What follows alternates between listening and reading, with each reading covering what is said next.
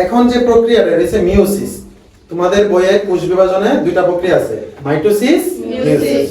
আচ্ছা, এখন এই মিওসিস যদি না হতো, মিওসিস যদি তাহলে সমস্যাটা কি হতো?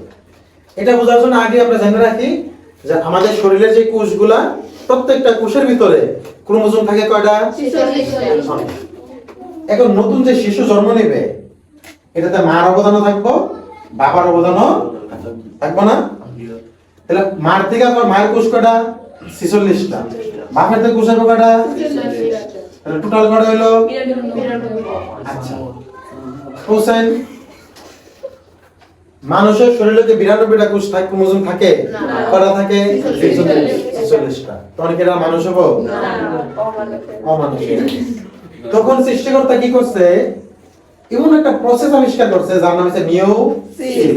মিওসিস, এই মিওসিসের কাজ হচ্ছে ক্রোমোজোমটা কি করে দেওয়া? অর্ধেক করে দেওয়া। কি করে দেওয়া? তখন এই মিওসিস কি করব? মিওসিস, এই যে বাবার যে মাতৃকোষটা আছে, মানে প্রধান যে কোষটা, ওটার মধ্যে মিওসিস ঘটবো, আর মিওসিস ঘটলে ক্রোমোজোম সংখ্যা কি হয়ে যায়? অর্ধেক, মানে 23টা। কয়টা? সেম ভাবে করব বাবার সাথে, হয়ে যাবে কয়টা? হ্যাপ্লয়েড বা 23টা। তখন এই যে এটার নাম কি তখন?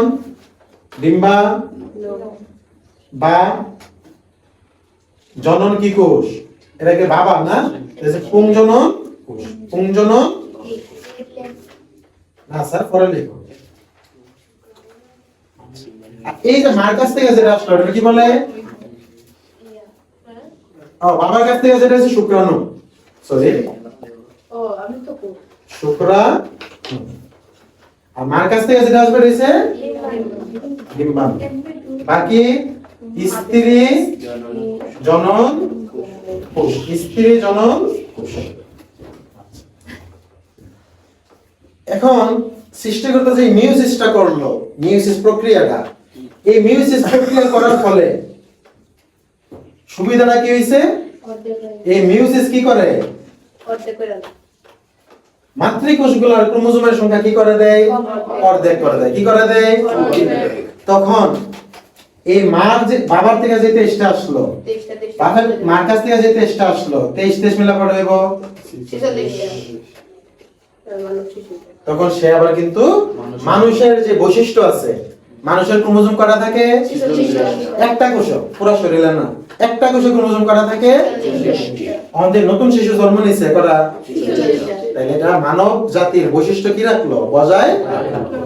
বাট যদি মিওসিস না হতো তাহলে পরে হয়তো তাহলে অমানুষ হয়ে যাবে। তাহলে মিওসিসের গুরুত্ব বুঝছো? মিওসিস না হলে সৃষ্টিগুলোর যে বৈশিষ্ট্য সেগুলো বজায় থাকলো না। এই হচ্ছে মিওসিস।